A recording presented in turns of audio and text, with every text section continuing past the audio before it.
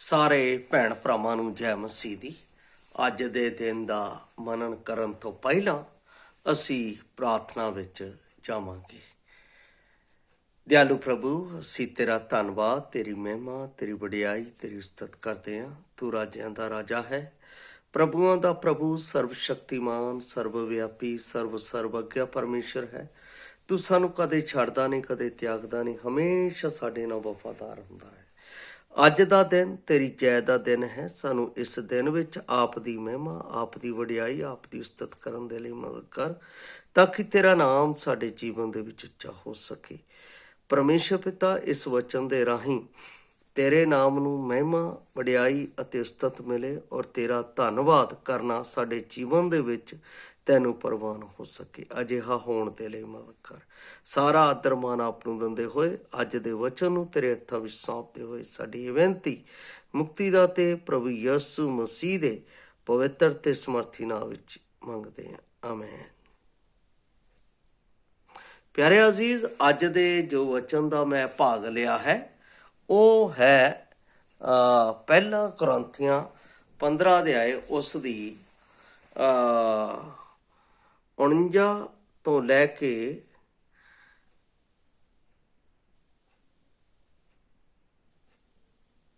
57 ਤੱਕ।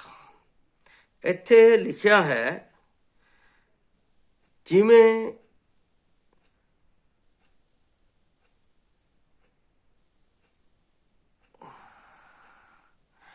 ਅਸਾਂ ਉਸ ਰੂਪ ਵਿੱਚ ਜੋ ਮਿੱਟੀ ਦਾ ਸੀ ਧਾਰਨ ਕੀਤਾ, ਤਿਵੇਂ ਹੀ ਅਸੀਂ ਸਵਰਗੀ ਰੂਪ ਨੂੰ ਵੀ ਧਾਰਨ ਕਰਾਂਗੇ। ਹੇ ਭਰਾਵੋ, ਮੈਂ ਇਹ ਨਹੀਂ ਕਹਿੰਦਾ ਕਿ ਮਾਂਸ ਅਤੇ ਲਹੂ ਪਰਮੇਸ਼ਰ ਦੇ ਰਾਜ ਦੇ ਅਧਿਕਾਰੀ ਨਹੀਂ ਹੋ ਸਕਦੇ ਅਤੇ ਨਾ ਅਵਿਨਾਸ਼ੀ ਅਧਿਕਾਰੀ ਹੋ ਸਕਦਾ ਹੈ। ਵੇਖੋ, ਮੈਂ ਇੱਕ ਭੇਤ ਦੀ ਗੱਲ ਕਹਿੰਦਾ ਹਾਂ ਕਿ ਅਸੀਂ ਸਭੇ ਨਹੀਂ ਸੌਵਾਂਗੇ ਅਤੇ ਸ਼ਰਨ ਭਣ ਦੇ ਵਿੱਚ ਅਸੀਂ ਪਲਕ ਝਪਕਦੇ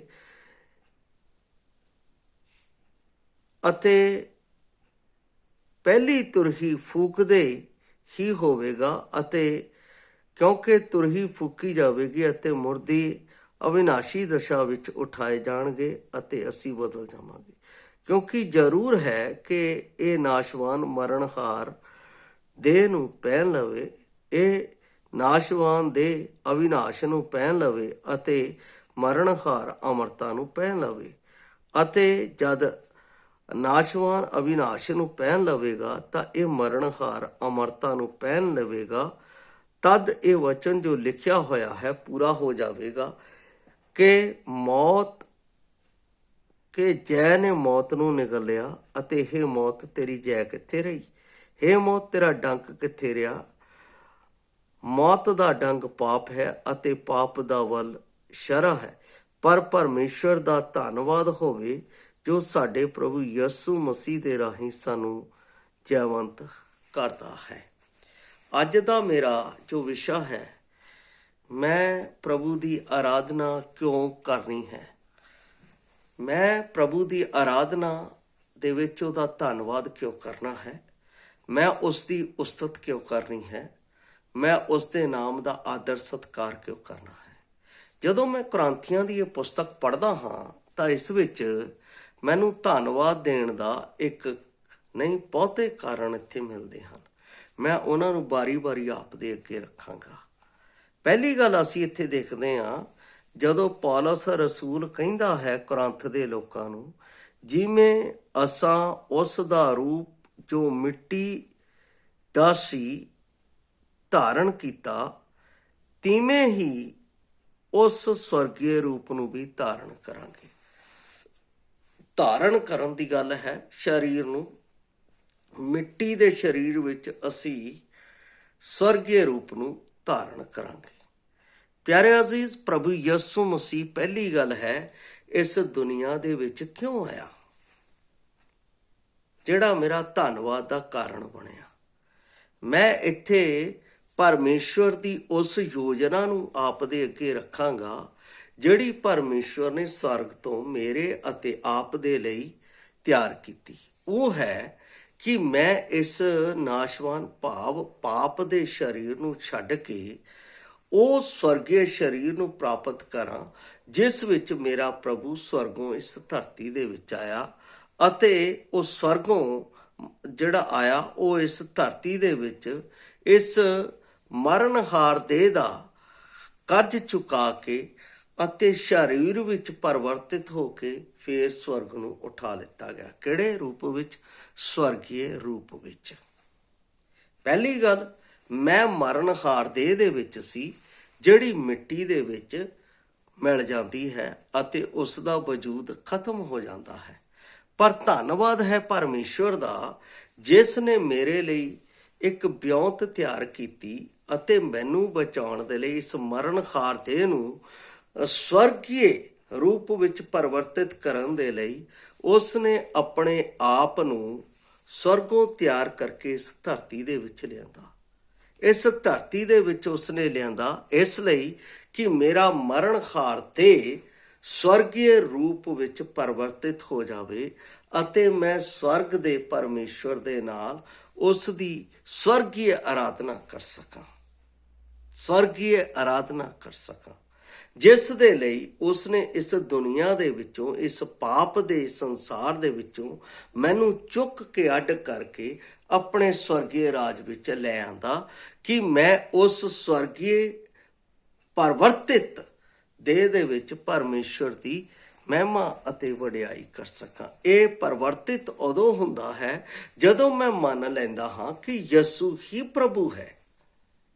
ਤਦ ਮੈਂ ਆਪਣੇ ਆਪ ਦੇ ਵਿੱਚ ਮਰ ਗਿਆ ਅਤੇ ਮਸੀਹ ਵਿੱਚ ਜੀ ਉੱਠਿਆ, ਕਿਉਂਕਿ ਗਲਾਤੀਆਂ 2:20 ਦੇ ਵਿੱਚ ਲਿਖਿਆ ਹੈ, ਹੁਣ ਮੈਂ ਜਿਉਂਦਾ ਨਹੀਂ, ਮੇਰੇ ਵਿੱਚ ਮਸੀਹ ਜਿਉਂਦਾ ਹੈ। ਇਹਦਾ ਮਤਲਬ ਮੈਂ ਪਾਪ ਦੇ ਲਈ ਮਰ ਗਿਆ ਅਤੇ ਮਸੀਹ ਯਿਸੂ ਦੇ ਵਿੱਚ ਵਿਸ਼ਵਾਸ ਕਰਨ ਦੇ ਨਾਲ ਮਸੀਹ ਦੇ ਵਿੱਚ ਜੀ ਉੱਠਿਆ। ਔਰ ਜਦੋਂ ਮੈਂ ਮਸੀਹ ਦੇ ਵਿੱਚ ਜੀ ਉੱਠਿਆ ਤਾਂ ਮੇਰੀ ਸੰਗਤ ਪਰਮੇਸ਼ਵਰ ਦੇ ਨਾਲ ਹੈ, ਕਿਉਂਕਿ ਉਹ ਪਵਿੱਤਰ ਹੈ ਅਤੇ ਮੈਂ ਉਸ ਵਿੱਚ ਪਵਿੱਤਰ ਹੋਇਆ ਹਾਂ।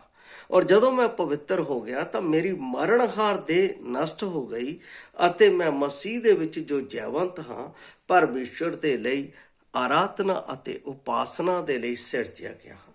ਜਦੋਂ ਮੈਂ ਆਪਣੀ ਆਰਾਧਨਾ ਅਤੇ ਉਪਾਸਨਾ ਮਸੀਹ ਯਿਸੂ ਦੇ ਵਿੱਚ ਪਰਮੇਸ਼ਵਰ ਦੇ ਅੱਗੇ ਅਰਪਿਤ ਕਰਦਾ ਹਾਂ, ਧੰਨਵਾਦ ਦੀ, ਮਹਿਮਾ ਦੀ, ਵਡਿਆਈ ਦੀ, ਉਸਤਤ ਦੀ, ਤਾਂ ਪਰਮੇਸ਼ਵਰ ਨੂੰ ਪ੍ਰਵਾਨ ਹੁੰਦੀ ਹੈ। ਪਹਿਲੀ ਗੱਲ। ਦੂਸਰੀ ਗੱਲ ਇੱਥੇ ਮੈਂ ਦੇਖਦਾ ਹਾਂ, ਕਹਿੰਦਾ ਹੈ, ਹੇ ਪ੍ਰਭੂ, ਮੈਂ ਕਹਿੰਦਾ ਹਾਂ ਕਿ ਮਾਸ ਅਤੇ ਲਹੂ ਪਰਮੇਸ਼ਵਰ ਦੇ ਰਾਜ ਦੇ ਅਧਿਕਾਰੀ ਨਹੀਂ ਹੋ ਸਕਦੇ, ਨਾ ਵਿਨਾਸ਼ ਅਵਿਨਾਸ਼ੀ ਦਾ ਅਧਿਕਾਰੀ ਹੋ ਸਕਦਾ ਹੈ। ਇਹਦਾ ਮਤਲਬ ਜਦੋਂ ਅਸੀਂ ਪਰਮੇਸ਼ਵਰ ਦੇ ਕੋਲ ਜਾਣਾ ਹੈ, ਪਰਮੇਸ਼ਵਰ ਦੇ ਰਾਜ ਵਿੱਚ ਪ੍ਰਵੇਸ਼ ਕਰਨਾ ਹੈ, ਤਾਂ ਮਾਸ ਅਤੇ ਲਹੂ ਦੇ ਨਾਲ ਨਹੀਂ ਅਸੀਂ ਪ੍ਰਵੇਸ਼ ਕਰਨਾ। ਇਹ ਬਹੁਤ ਵੱਡੀ ਭੇਤ ਦੀ ਗੱਲ ਹੈ, ਜਿਹਦੇ ਲਈ ਮੈਂ ਪਰਮੇਸ਼ਵਰ ਦੀ ਆਰਾਧਨਾ ਕਰਦੇ ਹੋਏ ਉਸ ਜਿਉਂਦੀ ਆਸ ਦਾ ਜੀਵਨ ਇਸ ਧਰਤੀ ਦੇ ਵਿੱਚ ਇਸ ਨਾਸ਼ਵਾਨ ਦੇਹ ਦੇ ਨਾਲ ਬਤੀਤ ਕਰ ਰਿਹਾ, ਪ੍ਰਭੂ ਦੀ ਮਹਿਮਾ ਦੇ ਵਿੱਚ। ਇਹ ਬੜਾ ਗੂੜਾ ਭੇਤ ਹੈ। ਜਦੋਂ ਕਿਤੇ ਮੌਕਾ ਮਿਲਿਆ ਤਾਂ ਮੈਂ ਇਸ ਦੇ ਉੱਤੇ ਵੀ ਆਪ ਦੇ ਨਾਲ ਵਿਚਾਰ ਕਰਾਂਗਾ ਅਤੇ ਪ੍ਰਭੂ ਮੈਨੂੰ ਇਸ ਦੇ ਨਾਲ ਆਪ ਲੋਕਾਂ ਦੇ ਵਿੱਚ ਇਸ ਗੱਲ ਦਾ ਭੇਤ ਪ੍ਰਗਟ ਕਰਨ ਦੇ ਲਈ ਆਪਣੇ ਸਮੇਂ ਨੂੰ ਨਿਯੁਕਤ ਕਰੇ। ਇੱਥੇ ਲਿਖਿਆ ਹੈ ਕਿ ਮਾਸ ਅਤੇ ਲਹੂ ਪ੍ਰਭੂ ਦੇ ਰਾਜ ਦੇ ਵਿੱਚ ਅਧਿਕਾਰੀ ਨਹੀਂ ਹੋ ਸਕਦੇ। ਇਹਦਾ ਮਤਲਬ ਮਾਸ ਅਤੇ ਲਹੂ, ਮਾਸ ਦੇ ਵਿੱਚ ਤ੍ਰਿਸ਼ਨਾ ਹੈ, ਲਹੂ ਦੇ ਵਿੱਚ ਵਾਸਨਾ ਹੈ। ਦੋਨੇ ਬੜੇ, ਜੇ ਅਸੀਂ ਦੇਖੀਏ ਤਾਂ ਇਹ ਚੀਜ਼ਾਂ ਸਾਨੂੰ ਨਾਸ਼ਵਾਨ ਹੀ ਨਜ਼ਰ ਆਉਂਦੀਆਂ ਨੇ। ਇਸ ਦੇ ਵਿੱਚ ਜੀਵਨ ਹੈ ਨਹੀਂ। ਜੀਵਨ ਪਰਮੇਸ਼ਰ ਪੁੱਤਰ ਪ੍ਰਭੂ ਯਿਸੂ ਮਸੀਹ ਦੇ ਉੱਤੇ ਵਿਸ਼ਵਾਸ ਕਰਨ ਦੇ ਨਾਲ ਹੈ, ਜਦ ਕਿ ਇਹ ਮਾਸ ਅਤੇ ਲਹੂ ਦੇ ਨਾਲ ਨਹੀਂ। ਬਾਈਬਲ ਦੇ ਵਿੱਚ ਜਦੋਂ ਅਸੀਂ ਵਚਨ ਪੜ੍ਹਦੇ ਹਾਂ ਅਫਸੀਆਂ ਦੀ ਪੁਸਤਕ ਦੇ ਵਿੱਚ, ਤਾਂ ਉਹ ਕਹਿੰਦਾ ਹੈ ਤੁਹਾਡੀ ਲੜਾਈ ਮਾਸ ਅਤੇ ਲਹੂ ਦੇ ਨਾਲ ਨਹੀਂ, ਅੰਧਕਾਰ ਦੀਆਂ ਸ਼ਕਤੀਆਂ ਨਾਲ। ਇਹਦਾ ਮਤਲਬ ਮਾਸ ਅਤੇ ਲਹੂ ਇਹ ਧਰਤੀ ਦਾ ਇੱਕ ਅੰਸ਼ ਹੈ, ਲੇਕਿਨ ਮਾਸ ਅਤੇ ਲਹੂ ਦੇ ਨਾਲ ਸਵਰਗ ਦਾ ਕੋਈ ਅੰਸ਼ ਜਾਂ ਸਵਰਗ ਦਾ ਕੋਈ ਵਾਸਤਾ ਨਹੀਂ ਹੈ। ਜਦੋਂ ਮੇਰਾ ਪ੍ਰਭੂ ਜੀ ਉੱਠਿਆ ਸੀ ਤਾਂ ਉਸ ਨੇ ਜਦੋਂ ਜੀ ਉੱਠਣ ਤੋਂ ਬਾਅਦ ਚੇਲਿਆਂ ਨੂੰ ਦਰਸ਼ਨ ਦਿੱਤਾ ਸੀ, ਉਸ ਨੇ ਕਿਹਾ ਤੁਸੀਂ ਮੈਨੂੰ ਹੱਥ ਲਾ ਕੇ ਦੇਖੋ, ਭੂਤ ਦੇ ਮਾਸ ਅਤੇ ਹੱਡੀ ਨਹੀਂ ਹੁੰਦੀ, ਤੁਸੀਂ ਮੈਨੂੰ ਹੱਥ ਲਾ ਕੇ ਦੇਖੋ, ਮੇਰੇ ਵਿੱਚ ਮੇਰਾ ਸਰੀਰ ਹੈ। ਇਹ ਉਹ ਪੰਜਰ ਹੈ ਜਿਸ ਦੇ ਵਿੱਚ ਕਿੱਲਾਂ ਲਾਈਆਂ ਗਈਆਂ ਸਨ। ਪ੍ਰਭੂ ਯਿਸੂ ਮਸੀਹ ਜਦੋਂ ਸਵਰਗ ਦੇ ਉੱਤੇ ਉਠਾ ਲਿੱਤਾ ਗਿਆ ਤਾਂ ਉਹ ਇੱਕ ਪਰਿਵਰਤਿਤ ਸਰੀਰ ਸੀ। ਉਹ ਅਜਿਹਾ ਸਰੀਰ ਸੀ, ਉਹ ਅਜਿਹਾ ਉਜਵਲ ਸਰੀਰ ਸੀ, ਮਹਿਮਾ ਦਾ ਸਰੀਰ ਸੀ, ਜਿਸ ਨੂੰ ਅਸੀਂ ਛੂ ਨਹੀਂ ਸੀ ਸਕਦੇ, ਜਿਸ ਦੇ ਕੋਲ ਅਸੀਂ ਜਾ ਨਹੀਂ ਸੀ ਸਕਦੇ, ਕਿਉਂਕਿ ਉਹ ਮਹਾ ਪਵਿੱਤਰ ਸਰੀਰ ਸੀ। ਉਹ ਸਰੀਰ ਜਦੋਂ ਪ੍ਰਭੂ ਆਏਗਾ, ਛਿੱਕੜਲੀ ਤੂੜੀ ਫੂਕੀ ਜਾਏਗੀ ਤਾਂ ਅਸੀਂ ਬਦਲ ਜਾਵਾਂਗੇ। ਇਹੋ ਤਾਂ ਇੱਥੇ ਕਹਿੰਦਾ ਹੈ। ਦੇਖੋ, ਮੈਂ ਤੁਹਾਨੂੰ ਇੱਕ ਭੇਤ ਦੀ ਗੱਲ ਦੱਸਦਾ, ਅਸੀਂ ਸਭੇ ਨਹੀਂ ਸੋਵਾਂਗੇ, ਸ਼ਰ ਭਰ ਦੇ ਵਿੱਚ ਭਲਕ ਝਪਕਦੇ ਹੀ ਤੁਰਹੀ ਫੂਕਦੇ ਅਜਿਹਾ ਹੋਵੇਗਾ ਕਿ ਮੁਰਦੇ ਅਵਿਨਾਸ਼ੀ ਹੋ ਕੇ ਉਠਾਏ ਜਾਣਗੇ। ਇਹਦਾ ਮਤਲਬ ਇਹ ਮਾਸ ਅਤੇ ਲਹੂ ਦਾ ਸਰੀਰ ਇੱਥੇ ਫਨਾ ਹੋ ਜਾਏਗਾ ਤਾਂ ਪਰਮੇਸ਼ਰ ਕੋਲ ਇੱਕ ਅਜਿਹਾ ਪਵਿੱਤਰ ਸਰੀਰ ਮਿਲੇਗਾ ਜਿਹੜਾ ਨਾਸ਼ਵਾਨ ਨਹੀਂ। ਇਹਦਾ ਮਤਲਬ ਪਹਿਲੀ ਗੱਲ ਮੈਂ ਇੱਥੇ ਕੀ ਦੇਖਦਾ ਹਾਂ ਕਿ ਪਰਮੇਸ਼ਰ ਮੈਨੂੰ ਸਵਰਗੀ ਰੂਪ ਦਿੰਦਾ ਹੈ। ਦੂਸਰੀ ਗੱਲ ਇਹ ਕਿ ਮੇਰਾ ਜੀਵਨ ਬਦਲ ਜਾਏਗਾ ਸਵਰਗੀ ਰੂਪ ਦੇ ਵਿੱਚ। ਔਰ ਜਿਹੜਾ ਮੇਰਾ ਜੀਵਨ ਹੈ ਸਵਰਗੀ ਰੂਪ ਦੇ ਵਿੱਚ ਬਦਲਣਾ ਹੈ, ਉਹ ਸਵਰਗੀ ਗੱਲਾਂ ਦੇ ਲਈ ਹੋਵੇਗਾ, ਉਹ ਸਵਰਗ ਦੇ ਰਾਜ ਦੀ ਮਹਿਮਾ ਦੇ ਲਈ ਹੋਵੇਗਾ, ਉਹ ਪਰਮ ਪਵਿੱਤਰ ਪਰਮੇਸ਼ਰ ਦੀ ਉਸਤਤ ਦੇ ਲਈ ਹੋਵੇਗਾ। ਇਸ ਲਈ ਪਿਆਰੋ, ਜਦੋਂ ਮੈਂ ਪਰਮੇਸ਼ਰ ਦੀ ਆਰਾਧਨਾ ਦੇ ਲਈ ਪਰਮੇਸ਼ਰ ਦੇ ਸਮਕਸ਼ ਆਉਂਦਾ ਹਾਂ ਤਾਂ ਮੈਂ ਯਿਸੂ ਮਸੀਹ ਨੂੰ, ਜੋ ਪਰਮੇਸ਼ਰ ਦੇ ਰਾਹੀਂ ਇਸ ਦੁਨੀਆ ਦੇ ਵਿੱਚ ਮੇਰੇ ਪਾਪਾਂ ਨੂੰ ਬਚਾਉਣ ਦੇ ਲਈ ਇਸ ਦੁਨੀਆ ਦੇ ਵਿੱਚ ਆਇਆ, ਉਸ ਦੇ ਰਾਹੀਂ ਮੈਨੂੰ ਇੱਕ ਤਾਂ ਸਵਰਗੀ ਸਰੂਪ ਮਿਲ ਗਿਆ, ਦੂਸਰਾ ਮੈਨੂੰ ਅਵਿਨਾਸ਼ੀ ਸਰੀਰ ਤੋਂ ਇਲਾਵਾ ਸਵਰਗੀ ਜ਼ਿੰਦਗੀ ਦਾ ਉਹ ਸਰੂਪ ਮਿਲ ਗਿਆ, ਜਿਸ ਦੇ ਨਾਲ ਮੈਂ ਪਰਮੇਸ਼ਰ ਦੇ ਸਮਕਸ਼ ਪਰਮੇਸ਼ਰ ਦੀ ਮਹਿਮਾ ਕਰ ਸਕਾਂ। ਤੀਸਰੀ ਗੱਲ ਇਹ ਹੈ ਕਿ ਮੈਨੂੰ ਅਮਰਤਾ ਦਾ ਜੀਵਨ ਮਿਲ ਗਿਆ। ਇਹ ਬੜੀ ਆਨੰਦ ਦੀ ਗੱਲ ਹੈ। ਪਹਿਲਾਂ ਮੇਰੇ ਕੋਲ ਜੀਵਨ ਬੜਾ ਥੋੜਾ ਸੀ, ਛੋਟਾ ਸੀ, ਕਦੇ ਵੀ ਖਤਮ ਹੋ ਸਕਦਾ ਸੀ ਅਤੇ ਨਾਸ਼ ਹੋ ਸਕਦਾ ਸੀ। ਪਰ ਧੰਨਵਾਦ ਹੈ ਪ੍ਰਭੂ ਯਿਸੂ ਮਸੀਹ ਨੇ ਮੇਰੇ ਇਸ ਜੀਵਨ ਨੂੰ ਆਪਣੇ ਲਹੂ ਦੇ ਨਾਲ ਮੁੱਲ ਖਰੀਦ ਕੇ ਮੈਨੂੰ ਆਪਣੀ ਮਹਿਮਾ ਦੇ ਲਈ ਰਚ ਲਿਆ, ਸਦਾ ਸਦਾ ਦੇ ਲਈ। ਇੱਕ ਦਿਨ ਦੇ ਲਈ ਨਹੀਂ, 2 ਦਿਨ ਦੇ ਲਈ, ਹਮੇਸ਼ਾ ਹਮੇਸ਼ਾ ਦੇ ਲਈ। ਬਾਈਬਲ ਦੇ ਵਿੱਚ ਲਿਖਿਆ ਹੈ, ਜਿਨ੍ਹਾਂ ਨੇ ਉਸ ਉੱਤੇ ਨਿਹਚਾ ਕੀਤੀ ਉਸ ਨੇ ਉਹਨਾਂ ਨੂੰ ਸਦੀਪਕ ਜਿਉਣ ਹੋਣ ਦਾ ਹੱਕ ਦਿੱਤਾ। ਇਹਦਾ ਮਤਲਬ ਸਦੀਪਕ ਜੀਵਨ, ਉਹ ਜੀਵਨ ਜਿਹੜਾ ਕਦੇ ਖਤਮ ਨਹੀਂ ਹੁੰਦਾ, ਜਿਸ ਦੇ ਵਿੱਚ ਹਮੇਸ਼ਾ ਪਰਮੇਸ਼ਰ ਦੀ ਜੋਤੀ ਭਾਵ ਚਾਨਣ ਸਾਡੇ ਜੀਵਨ ਦੇ ਵਿੱਚ ਚਮਕਦਾ ਰਹਿੰਦਾ ਹੈ। ਇਹ ਉਦੋਂ ਤੱਕ ਸਾਡੇ ਨਾਲ ਹੋ ਰਹੇਗਾ ਜਦ ਤੱਕ ਮਸੀਹ ਯਿਸੂ ਇਸ ਦੁਨੀਆ ਦੇ ਵਿੱਚ ਅਤੇ ਅਨੰਤ ਕਾਲ ਤੱਕ ਹੈ। ਇਹਦਾ ਮਤਲਬ ਪ੍ਰਭੂ ਯਿਸੂ ਮਸੀਹ ਨੇ ਕਿਹਾ, ਜਿਹੜਾ ਮੇਰੇ ਉੱਤੇ ਨਿਹਚਾ ਕਰਦਾ ਹੈ, ਉਹ ਜਿੱਥੇ ਮੈਂ ਹਾਂ ਉੱਥੇ ਉਹ ਵੀ ਹੋਵੇਗਾ। ਇਹਦਾ ਮਤਲਬ ਹੈ ਮੈਂ ਪਰਮੇਸ਼ਰ ਦੇ ਨਾਲ, ਪਰਮੇਸ਼ਰ ਦੇ ਘਰ ਦੇ ਵਿੱਚ ਉਸ ਦੀ ਮਹਿਮਾ ਦੇ ਲਈ, ਉਸ ਦੀ ਉਸਤਤ ਦੇ ਲਈ ਅਮਰਤਾ ਦੇ ਜੀਵਨ ਵਿੱਚ ਹੋਵਾਂਗਾ। ਔਰ ਤੀਸਰੀ ਗੱਲ, ਚੌਥੀ ਗੱਲ ਇਹ ਹੈ ਕਿ ਉਸ ਨੇ ਮੈਨੂੰ ਮੌਤ ਤੋਂ ਬਚਾ ਕੇ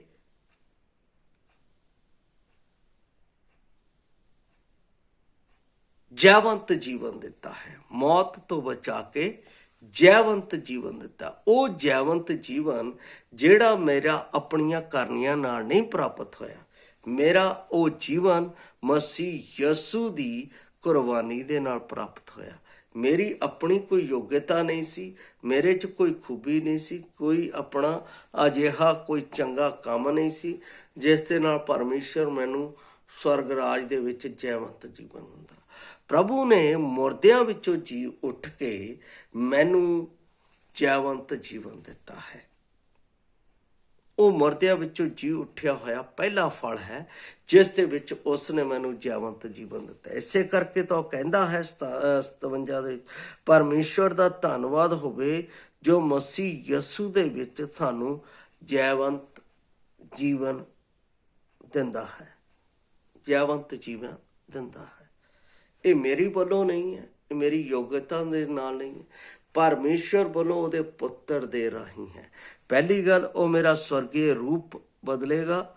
ਦੂਸਰੀ ਗੱਲ, ਉਹ ਮੈਨੂੰ ਅਵਿਨਾਸ਼ੀ ਜੀਵਨ ਦੇ ਵਿੱਚ ਲੈ ਕੇ ਜਾਵੇਗਾ, ਜਿਹੜਾ ਮਾਸ ਅਤੇ ਲਹੂ ਦਾ ਨਹੀਂ। ਤੀਸਰੀ ਗੱਲ, ਉਹ ਮੈਨੂੰ ਹਮੇਸ਼ਾ ਦਾ ਜੀਵਨ, ਸਦੀਪਕ ਜੀਵਨ ਦੇਵੇਗਾ। ਔਰ ਚੌਥੀ ਗੱਲ, ਉਹ ਮੈਨੂੰ ਜੀਵੰਤ ਜੀਵਨ ਦਿੰਦਾ ਹੈ, ਜਿਹੜਾ ਕਦੇ ਖਤਮ ਹੋਣ ਵਾਲਾ ਜੀਵਨ ਨਹੀਂ।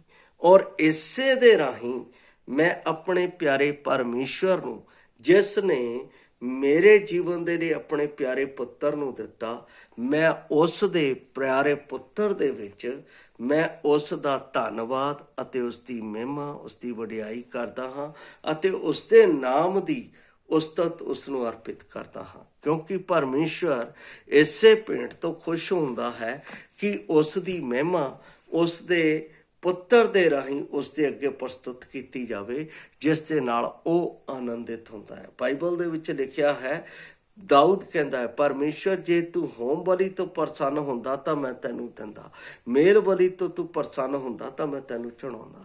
ਪਰ ਪਰਮੇਸ਼ਵਰ ਦੇ ਅੱਗੇ ਟੁੱਟਾ ਹੋਇਆ ਦਿਲ ਉਸ ਨੂੰ ਅਜ਼ੀਜ਼ ਹੈ। ਉਹ ਮੇਰੇ ਲਈ ਪਿਆਰੇ ਪੁੱਤਰ ਪ੍ਰਭੂ ਯਿਸੂ ਮਸੀਹ ਦੇ ਰਾਹੀਂ ਪਰਮੇਸ਼ਵਰ ਨੇ ਦਿੱਤਾ ਹੈ। ਮੈਂ ਉਸ ਦੇ ਇਸ ਮਹਾਨ ਕਾਰਜ ਦੇ ਲਈ, ਜਿਸ ਵਿੱਚ ਮੈਨੂੰ 4 ਗੱਲਾਂ ਵਿਸਤਾਰਕ ਰੂਪ ਦੇ ਵਿੱਚ ਮਿਲੀਆਂ, ਮੈਂ ਉਸ ਵਚਨ ਦੇ ਰਾਹੀਂ ਪਰਮੇਸ਼ਵਰ ਦੇ ਦਿਨ ਦੇ ਵਿੱਚ ਪਰਮੇਸ਼ਵਰ ਦੇ ਅੱਗੇ ਉਸ ਦੀ ਮਹਿਮਾ, ਵਡਿਆਈ ਅਤੇ ਉਸਤਤ ਉਸ ਦੇ ਦਿਨ ਦੇ ਵਿੱਚ ਆਪ ਦੇ ਲੋਕਾਂ ਦੇ ਨਾਲ ਔਰ ਆਪ ਦੇ ਨਾਲ ਉਸ ਨੂੰ ਅਰਪਿਤ ਕਰਦਾ ਹਾਂ। ਪਰਮੇਸ਼ਵਰ ਇਸ ਭੇਂਟ ਨੂੰ ਆਪਣੀ ਕਿਰਪਾ ਦੇ ਨਾਲ ਸਵੀਕਾਰ ਕਰੇ, ਤਾਂ ਕਿ ਉਸ ਦਾ ਨਾਮ ਸਾਡੇ ਜੀਵਨ ਦੇ ਵਿੱਚ ਉੱਚਾ ਹੋਵੇ।